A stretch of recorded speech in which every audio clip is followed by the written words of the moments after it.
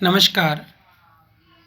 आज हम Indian polity भारतीय राज व्यवस्था के महत्वपूर्ण टॉपिक संसद तथा उसके दोनों सदनों राज्यसभा और लोकसभा के बीच संबंध का अध्ययन करेंगे। निश्चय ही यह topic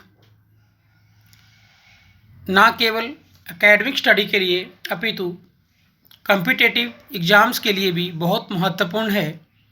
parliament and relationship patterns between two chambers. भारतीय संसद भवन का जो चित्र हमारे समक्ष है, यह हमारे देश की सबसे बड़ी पंचायत है, जहां हमारे देश के भाग्य का निर्माण होता है, नीतियों का निर्माण होता है, जिनके आधार पर देश प्रगति के शिखर को छूता है। यह एक चार्ट है। इस चार्ट के माध्यम से संसद से संबंधित आंकड़ों को बड़े अच्छे तरीके से विवेचित किया गया है। हम संसद सदस्य संख्या को अच्छे तरीके से समझ सकते हैं। इनके बारे में कई बार प्रश्न कॉम्पिटिटिव एग्जाम्स में भी पूछे जा सकते हैं। जैसा कि हम जानते हैं कि संसद राष्ट्रपति, राज्यसभा और लोकसभा तीनों के मिले जुले स्वरूप का ही नाम है। राज्यसभा, जिसे अपर हाउस संसद का कहा जाता है, उच्च सदन, जिसमें अधिकतम संख्या और वर्तमान संख्या का विवेचन अलग अलग करके बताया गया है। संविधान निर्माताओं के द्वारा राज्यसभा के लिए अधिकतम सदस्य संख्या 250 रखी गई है, जिसमें से 12 सदस्य साहित्य, विज्ञान, कला और समाज सेवा के क्षेत्र में विशेष ज्ञान या व्यवहारिक अनुभव प्राप्त व्यक्तियों को मनोनीत किया जा सकता है। 238 सदस्य निर्वाचित होते हैं। इन 238 सदस्यों में से 234 सदस्य राज्यों से और 4 सदस्य केंद्र शासित या संघ शासित क्षेत्रों से निर्वाचित होकर आते हैं। यह तो मैंने आपको बताया अधिकतम सदस्य संख्या के बारे में। लेकिन वर्तमान में हमारे देश में राज्यसभा की सदस्य संख्या क्या है? तो वह सदस्य संख्या है 245, जिनमें से 12 सदस्य मनोनीत किए जाते हैं राष्ट्रपति के द्वारा और 233 सदस्य राज्यों और संघ शासित प्रदेश से निर्वाचित होकर आते हैं। राज्यों से 229 और केंद्र शासित या संघ शासित क्षेत्रों से 4 सदस्य निर्वाचित होकर आते हैं। केंद्र शासित क्षेत्रों में से दिल्ली से 4 और पुडुचेरी से 1 सदस्य राज्यसभा के लिए निर्वाचित होता है। जैसा हमने राज्यसभा की सदस्य संख्या का विवेचन जाना, उसी तरह से हम लोकसभा की सदस्य संख्या का अध्ययन करेंगे, जिसमें भी अधिकतम और वर्तमान सदस्यों का अलग अलग विवेचन किया गया है। अधिकतम सदस्य संख्या संविधान निर्माताओं के द्वारा 552 रखी गई है लोकसभा के लिए, जिसमें से निर्वाचित सदस्य राज्यों से 530 और केंद्र शासित क्षेत्रों से 230 सदस्य निर्वाचित होकर आते हैं। इनमें 2 सदस्य एंग्लो इंडियन राष्ट्रपति मनोनीत कर सकता है। अब हम वर्तमान को पढ़ेंगे कि वर्तमान सदस्य संख्या लोकसभा में कितनी है। वर्तमान में लोकसभा में सदस्य संख्या 545 है, जिनमें से राज्यों से निर्वाचित होकर 530 सदस्य आते हैं और केंद्र शासित क्षेत्रों से 13 सदस्य निर्वाचित होकर आते हैं। अकेले दिल्ली केंद्र शासित क्षेत्र से 7 सदस्य लोकसभा के लिए चुने जाते हैं और अन्य संघ शासित प्रदेशों से 6 सदस्य लोकसभा के लिए चुने जाते हैं। और राष्ट्रपति को यह अधिकार है कि वह उसे ऐसा प्रतीत हो कि लोकसभा में आंग्ल भारतीय समुदाय का कम प्रतिनिधित्व रहा है, इसलिए वह 2 सदस्यों को जो आंग्ल भारतीय समुदाय से संबंधित हों का मनोनयन कर सकता है। तो इस प्रकार हम एक चार्ट के माध्यम से समूची संसद व्यवस्था का सदस्यता का विवेचन हमने अध्ययन किया।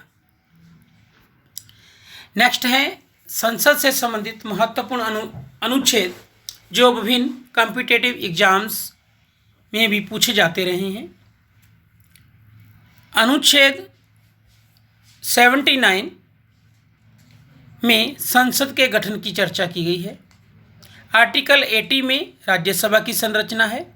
आर्टिकल 81 में लोकसभा की संरचना है। 82 में प्रत्येक जनगणना के पश्चात पुनः समायोजन की चर्चा है। आर्टिकल 83 में संसद के दोनों सदनों की अवधि का विवेचन है। आर्टिकल 84 में संसद की सदस्यता के लिए अर्हता। 85 में संसद के सत्रावसान एवं विघटन। 86 में राष्ट्रपति का सदनों को संबोधित करने तथा संदेश देने का अधिकार। 87 में राष्ट्रपति का विशेष संबोधन। 88 में सदनों के संबंध में मंत्रियों और महान्यायवादी के अधिकार का विवेचन किया गया है। अब हम जानेंगे संसद के बारे में। ये तो मैंने संसद के बारे में मोटी मोटी बातें आपको बताई। भारतीय शासन व्यवस्था में इंग्लैंड की भांति वेस्टमिनिस्टर मॉडल को अपनाया गया है।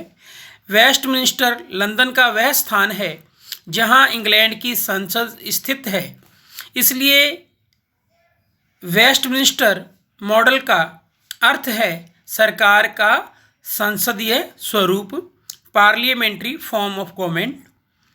स्वतंत्रता से पूर्व भारतीय शासन अधिनियम 1935 ने भारत में एक अखिल भारतीय संघ ऑल इंडिया फेडरेशन और केंद्रीय स्तर पर द्विसदनीय बाइकैमरल विधानमंडल की स्थापना की थी। स्वतंत्रता के बाद हमारे संविधान निर्माताओं ने भी इसी व्यवस्था का अनुसरण किया। भारतीय संसद शासन व्यवस्था में सर्वोच्च विधायी निकाय है। यह एक सुप्रीम लेजिस्लेटिव बॉडी है। संविधान के भाग 5 में अनुच्छेद 79 से 122 तक में संसद के गठन, संरचना, कार्यकाल, संबंधित अधिकारियों, विभिन्न प्रक्रियाओं, संसद को प्राप्त होने वाले विशेषाधिकारों और संसद की शक्तियों का विवेचन है। अब सबसे पहले हम इसमें पढ़ेंगे आर्टिकल 79 के अनुसार संसद का गठन, कॉन्स्टिट्यूट ऑफ पार्लियामेंट। संसद जनता की सर्वोच्च प्रतिनिधि संस्था है। इसी के माध्यम से आम जनता की संप्रभुता को अभिव्यक्ति मिलती है। 79 आर्टिकल संसद के 3 अंग निर्धारित करता है: राष्ट्रपति, लोकसभा, राज्यसभा। यद्यपि राष्ट्रपति संसद के किसी सदन का सदस्य नहीं होता है और ना ही संसद में बैठता है, फिर भी राष्ट्रपति संसद का अभिन्न अंग है, क्योंकि संसद के सदनों द्वारा पारित विधेयक राष्ट्रपति के हस्ताक्षर के बाद ही कानून का रूप ग्रहण करते हैं। इसके अतिरिक्त संसदीय प्रक्रिया में राष्ट्रपति के कुछ अन्य महत्वपूर्ण कार्य भी हैं, जैसे नवनिर्वाचित लोकसभा के प्रथम सत्र के प्रारंभ पर तथा प्रत्येक वर्ष के प्रथम सत्र के प्रारंभ पर राष्ट्रपति संयुक्त रूप से दोनों सदनों में अभिभाषण करता है। राष्ट्रपति दोनों सदनों के सत्र आहूत करता है एवं सत्रावसान करता है। राष्ट्रपति लोकसभा को विघटित कर सकता है। जब संसद का सत्र चल रहा हो तो आवश्यकता पड़ने पर वह अध्यादेश जारी कर सकता है। भारत के राष्ट्रपति की स्थिति ब्रिटेन की संसद में ताज अर्थात क्राउन वहाँ के राजा रानी के समान है, जबकि अमेरिकी राष्ट्रपति से बिल्कुल भिन्न है। अब हम देखेंगे कि राज्यसभा की संरचना कैसी है। हमने इसे अच्छी तरह से संसद से संबंधित चार्ट में पूर्व में भी समझ लिया है। Composition of the council of states: अधिकतम सदस्य 250, वर्तमान में 245। वर्तमान में 245 सदस्यों में से राज्यों के प्रतिनिधि 229 तथा संघ राज्य क्षेत्रों के प्रतिनिधि 4 एवं मनोनीत सदस्य संख्या 12। 229 + 4 + 12 = 245। यह है राज्यसभा की संरचना, इसके बारे में हम अध्ययन करेंगे। यह संसद का उच्च सदन है। जैसा कि इसके नाम से स्पष्ट है, राज्यसभा राज्यों का प्रतिनिधित्व करता है। यहाँ राज्यों से तात्पर्य राज्यों एवं संघ राज्य क्षेत्रों से है। राज्यसभा में राज्यों एवं संघ राज्य क्षेत्रों के प्रतिनिधियों के स्थानों की संख्या का आवंटन चौथी अनुसूची 4th शेड्यूल में दिए गए उपबंधों के अनुसार किया जाएगा। नेक्स्ट है लोकसभा की संरचना। संविधान के अनुच्छेद 81 के अनुसार लोकसभा में राज्यों के प्रादेशिक निर्वाचन क्षेत्रों से अधिकतम 530 सदस्य तथा संघ राज्य क्षेत्रों का प्रतिनिधित्व करने के लिए अधिकतम 20 सदस्य एवं संविधान के अनुच्छेद 331 के अनुसार यदि राष्ट्रपति को आंग्ल भारतीय समुदाय का प्रतिनिधित्व कम प्रतीत हो तो वह 2 आंग्ल भारतीयों को मनोनीत कर सकता है। इस प्रकार लोकसभा में संविधान निर्माताओं के अनुसार अधिकतम सदस्य संख्या 552, 530 + 20 + 2 हो सकते हैं। लेकिन वर्तमान में स्थिति क्या है, इसका अध्ययन हम करेंगे। वर्तमान में लोकसभा में सदस्य संख्या 545 है, जिसमें से 530 राज्यों से निर्वाचित होते हैं, 13 केंद्र शासित प्रदेशों से, और राष्ट्रपति को अगर एंग्लो इंडियन समुदाय का प्रतिनिधित्व कम प्रतीत होता है तो वह 2 आंग्ल भारतीयों को मनोनीत कर सकता है। वर्तमान में लोकसभा में 2 एंग्लो इंडियन मनोनीत किए गए हैं। इस प्रकार कुल सदस्य संख्या 530 + 13 + 2 = 545 हैं। अब हम देखेंगे कि संसद के दोनों सदनों की शक्तियां एवं कार्य। पहले हम संसद के निम्न सदन लोकसभा की शक्तियां एवं कार्यों का अध्ययन करेंगे। लोकसभा भारतीय संसद का निम्न सदन है। लोकप्रिय सदन है क्योंकि लोकसभा के सदस्यों को जनता के द्वारा प्रत्यक्ष निर्वाचन के आधार पर निर्वाचित किया जाता है। लोकसभा को राज्यसभा की तुलना में उच्चतर स्थिति प्रदान की गई है। लोकसभा संसद की एक महत्वपूर्ण इकाई है। लोकसभा की शक्तियां एवं कार्यों का अध्ययन हम निम्न प्रकार से कर सकते हैं। लोकसभा की विधायी शक्तियां।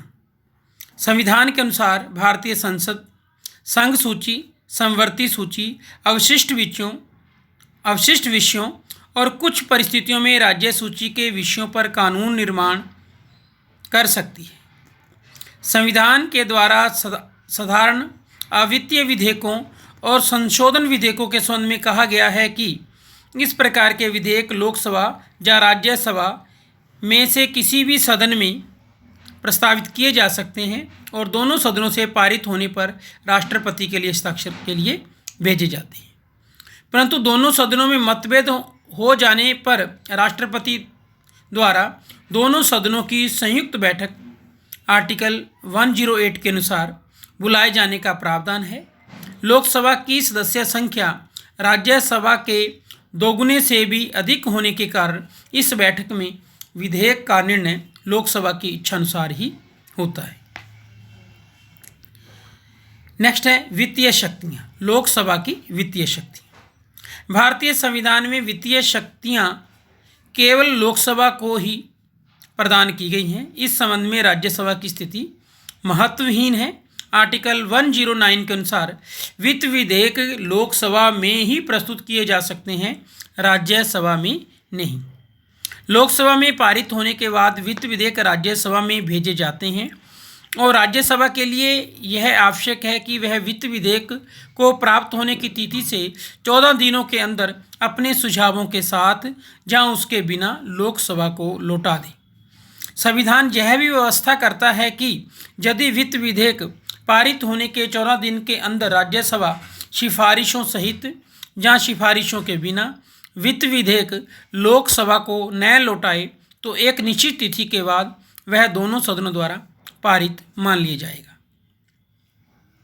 वार्षिक बजट और अनुदान संबंधी मांगें भी लोकसभा के समक्ष ही रखी जाती हैं और इस प्रकार की समस्या से संबंधित व्यय की स्वीकृति देने का अधिकार लोकसभा को ही प्राप्त है। नेक्स्ट है कार्यपालिका पर नियंत्रण की शक्तियाँ। भारतीय संविधान के द्वारा संसदीय व्यवस्था की स्थापना की गई है, अतः संविधान के अनुसार संघीय कार्यपालिका अर्थात मंत्रिमंडल संसद व्यवहार में लोकसभा के प्रति उत्तरदायी होता है, अर्थात मंत्रिमंडल लोकसभा के प्रति उत्तरदायी होता है। मंत्रिमंडल केवल उसी समय तक अपने पद पर रहता है जब तक कि उसे लोकसभा में विश्वास प्राप्त हो।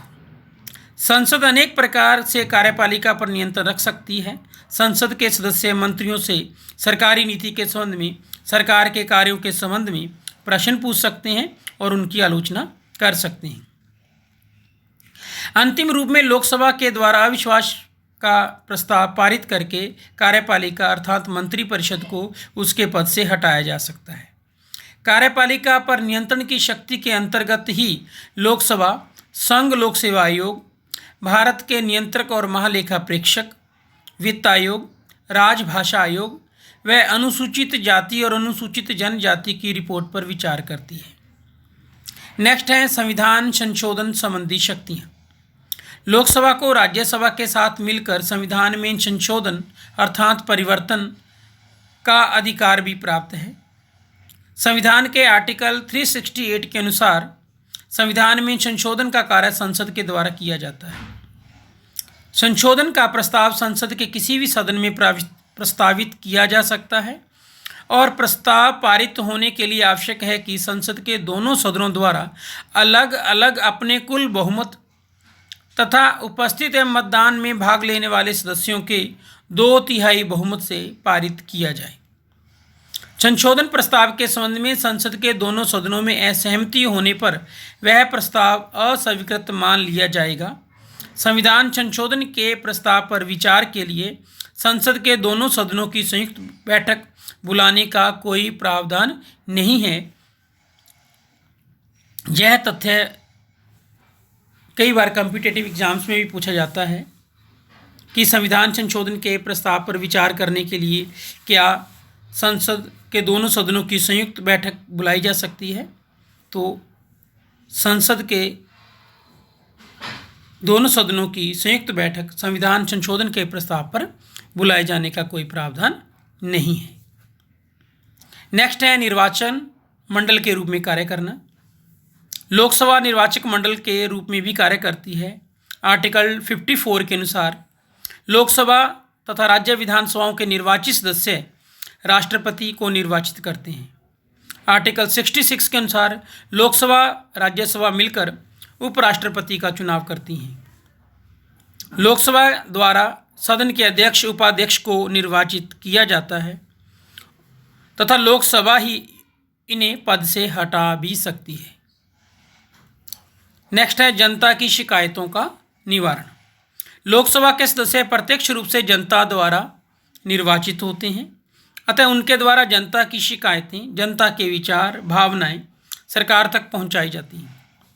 लोकसभा के सदस्य सदैव यह प्रयास करते रहते हैं कि सरकार अपनी नीतियों का निर्माण एवं कार्यों का संपादन जनता के हितों को ध्यान में रखते हुए करे, क्योंकि अंततः उन्हें जनता की अदालत में पेश होना ही पड़ता है। इसके अलावा लोकसभा को कुछ अन्य भी कार्य करने होते हैं जिनका विवेचन निम्न प्रकार से है। लोकसभा राष्ट्रपति के विरुद्ध महाभियोग लगा सकती है। उपराष्ट्रपति को उसके पद से हटाने के लिए यदि राज्यसभा द्वारा प्रस्ताव पारित कर दिया जाए तो लोकसभा द्वारा इस प्रस्ताव का अनुमोदन किया जाना आवश्यक है।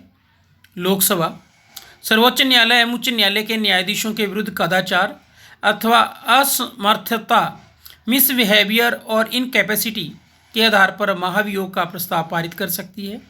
राष्ट्रपति द्वारा संकट काल की घोषणा किए जाने के बाद उसे 1 माह के भीतर लोकसभा से स्वीकृति प्राप्त करना आवश्यक है, अन्यथा इस प्रकार की घोषणा 1 माह के बाद स्वतः ही समाप्त मान ली जाती है।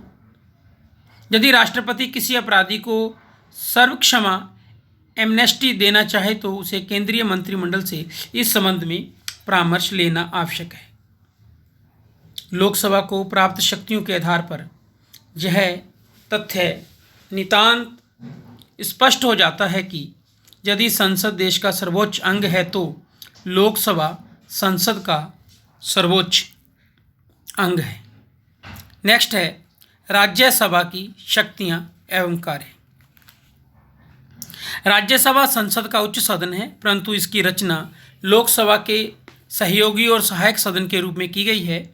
इसमें निहित प्रमुख शक्तियां एवं उनके द्वारा संपन्न किए जाने वाले कार्यों का निम्न प्रकार से अध्ययन किया जा सकता है। नंबर 1 हम देखेंगे कि राज्यसभा के द्वारा कौन से लेजिस्लेटिव पावर्स का उपयोग किया जाता है। विधायी शक्तियाँ। राज्यसभा भी विधि निर्माण संबंधी कार्य करती है। संविधान में वित्तीय विषयों को छोड़ शेष विषयों के संबंध में राज्यसभा को लोकसभा के समान ही शक्तियां प्रदान की गई हैं। गैर वित्तीय विधेयक संसद के किसी भी सदन में प्रस्तावित किए जा सकते हैं, परंतु ऐसा देखा गया है कि महत्वपूर्ण विधेयक अधिकांशतः लोकसभा में ही प्रस्तुत किए जाते हैं। नेक्स्ट है संविधान संशोधन की शक्ति। यह संशोधन तभी संभव होगा जब ऐसा प्रस्ताव संसद के दोनों सदनों द्वारा अलग अलग अपने कुल बहुमत तथा उपस्थित मतदान में भाग लेने वाले सदस्यों के 2/3 बहुमत से पारित कर दिया जाए।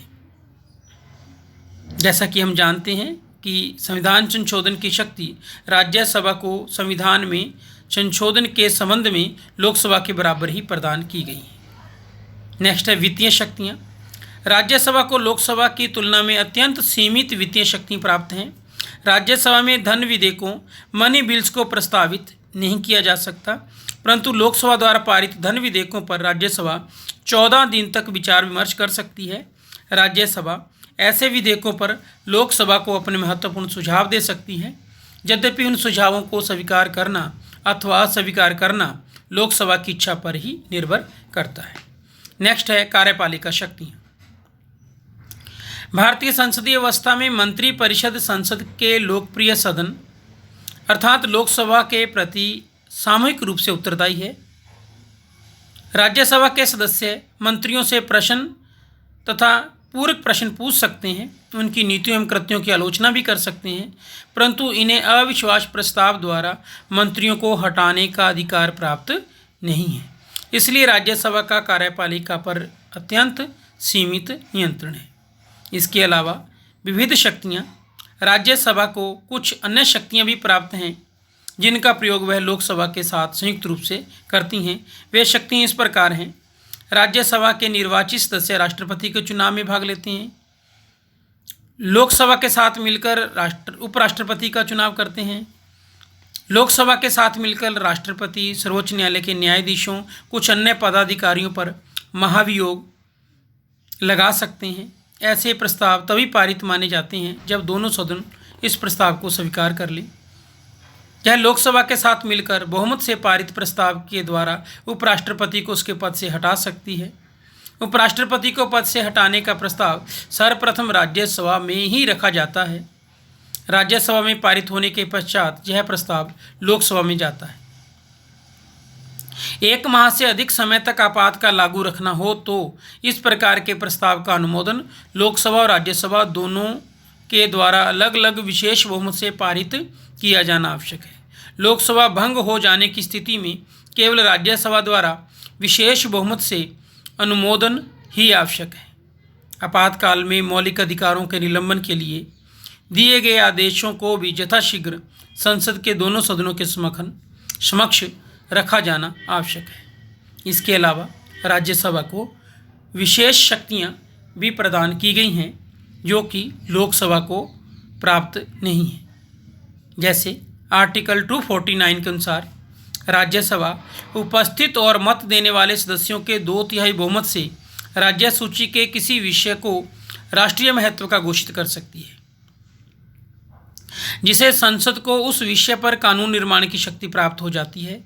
ऐसा प्रस्ताव प्रारंभ में 1 वर्ष के लिए प्रभावी होगा, किंतु एक संकल्प पारित करके उसकी अवधि को बढ़ाया जा सकता है।